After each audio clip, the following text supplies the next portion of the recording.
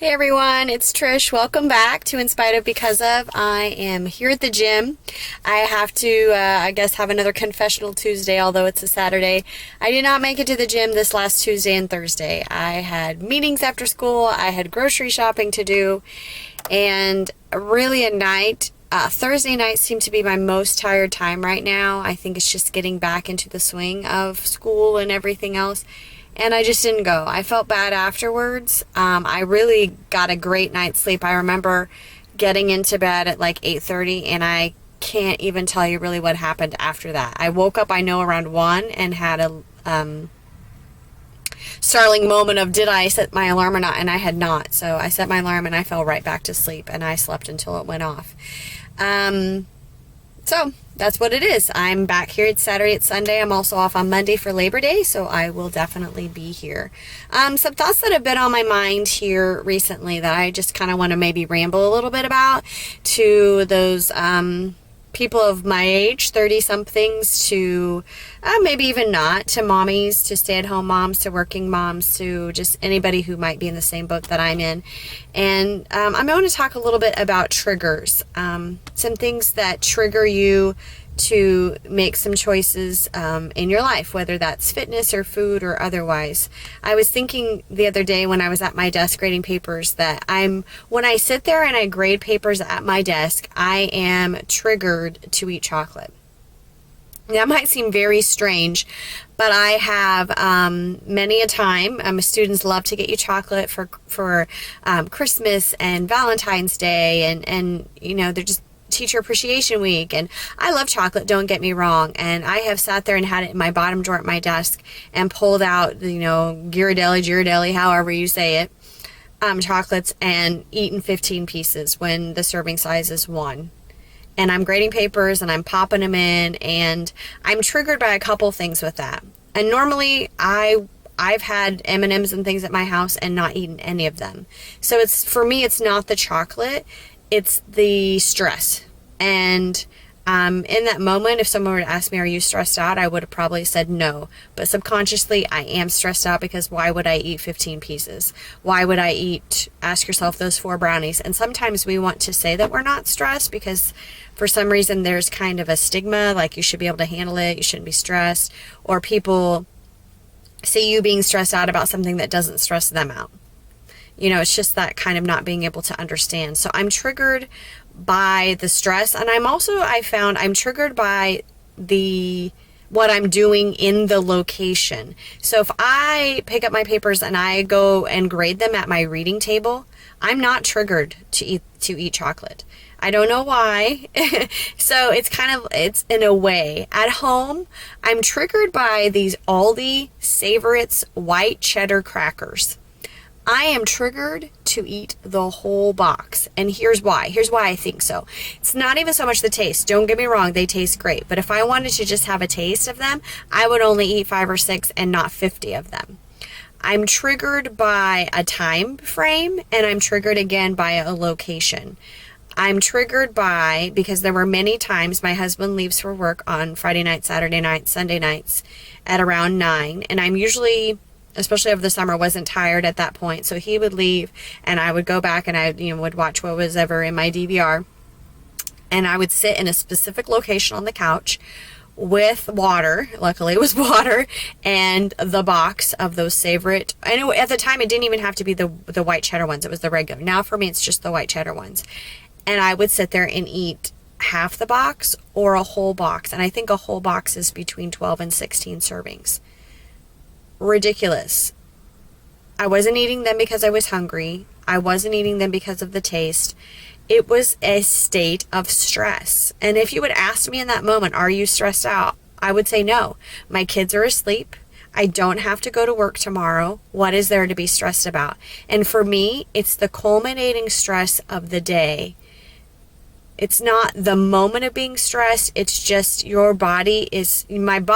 subconscious is still stressed. And I'm subconsciously eating those crackers, or you're subconsciously driving through that drive-through because there's something about being in your car that time period of the day and you're leaving work. And for a lot of people, you would think, well, that's the time I'm less stressed. But you're not.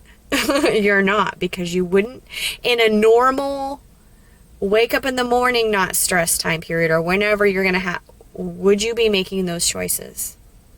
No. Do I make those choices Saturday afternoon? No.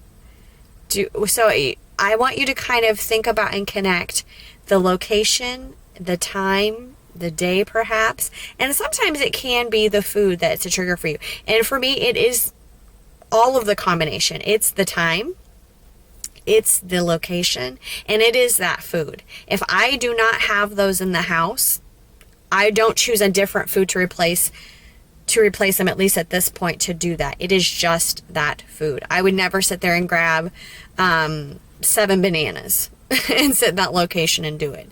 Now here's the kicker. My kids love those crackers. And are they the healthiest things in the world? No. Could I not buy them and tell them, hey guys, we're not buying them anymore because they're not healthy? It's like a challenge for me. Last night, I binged on them. I did. I had the 50 crackers, and I've done that a couple of times since school has started. But I've noticed when I do it, I'm in that same location. It's usually around the same time frame, and it's with that food. So here are some things that I have to do to be able to control that. I have to recognize what time is it. I have to recognize that, yes, I am still stressed. I have to recognize not getting into that food, not sitting in that location at that time. And it seems like a lot to manage, but I know, and as subconscious as it is, it's one of those things like, I know I'm doing it before. I know when I grab the box what is about to happen. I know when I grab that box and I go and sit down, I know exactly what's going to happen. But there are other times, like in the afternoon, if I'm getting a few for my kids, I can grab 3, 4, 5, eat them and be done, and not go back to the box, not sit there with the box, and I'm fine. So think about those triggers that are sabotaging you. I'm kind of keep repeating that same thing, but as I said at school, I know in a stressful time period, there was a day last year, my principal had these most hugest donuts you have ever seen of any kind. I mean, big, not the regular Krispy Kreme size dozen donuts, plain glazed. No, these were fancy, and they were huge. And I can honestly tell you, I probably ate 5 that day. In a normal, not in that situation, not at that time frame, not at that location, anywhere else would I do that? No. So then it's my time. Do I just avoid the lounge? No, I'm probably still going to go. I have to walk through the lounge, but it's about me having an awareness of that. It's about me maybe taking that donut and taking a couple bites of it and then putting the rest in a bag, and know that I'm going to allow myself to finish it, but it's going to be at a different time. Here's my overall advice. It's all about away. So I'm going to get away from that part of the couch that I sit on. I'm going to get away from that food that is in my house. I am going to get away from the stress. And here's something that I have found in working with a challenging student this year, a behaviorally challenging student. Conscious discipline. I'm not a new person to been through the training of it, but this is the first time I've ever really encountered a situation that prompted me to engage in it. And I would say to that, it worked. And I'm kind of a person that would be kind of like normally see it as being a bit hoaxy.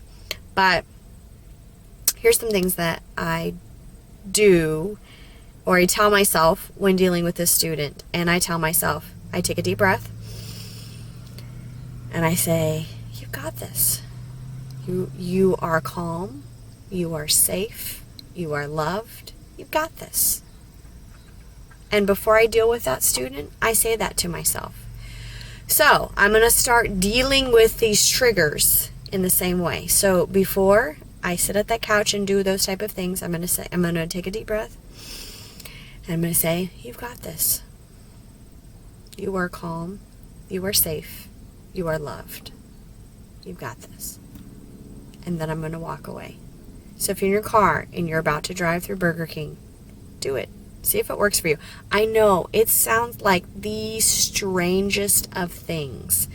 And this is what I do to the student. I hug the student, I have them breathe with me, and I tell them, you got this. You are calm, you are safe, you are loved. And it takes this student from the craziest, I can't believe this happens at school behavior, to a place of being able to handle the stress that they're in that moment. And I don't want to get teacherish in this video, but it has made a huge difference. And the first time I tried, I said, I'm going to try this. In my mind, I'm like, I'm going to try this. I'm like, is this a bunch of bull or what? And I tried it with the student, and it worked. Try it with yourself. What are your triggers? Remember, it's a time. It's a who, what, when, where, why, and how. Who, it's happening to you. Where are you? When is this happening? Why is this happening? You are in a state of stress. And how are you going to get past it? Okay, so I know, totally weird. Try it. Comment below. Let me know. I'm going to head into the gym here. It's been a whole entire week. I've got some legs to do.